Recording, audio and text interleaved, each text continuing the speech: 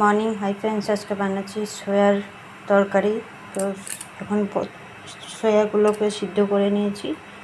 তেলটা দিয়ে দেবো কড়াইতে, জিরে সম্বার দিয়ে দেবো, সয়াগুলো দিয়ে দেবো কড়াই তেলের মধ্যে, দিয়ে দেবো আধা চামচের মতন করে দিচ্ছি। এটা ভাজা ভাজা হয়ে গেছে, এখন মশলাটা দিয়ে সাতলাবো। এগুলোকে আগে নামিয়ে দেবো, তারপর তেল দিয়ে দিয়েছি, মশলাটা দিয়ে দেবো।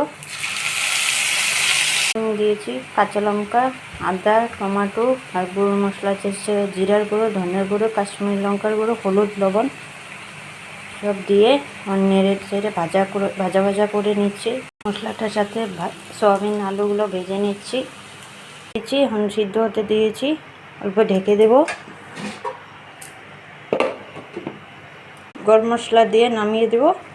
হয়ে গেছে সয়াবিনের তরকারিটা, নামিয়ে দিয়েছি।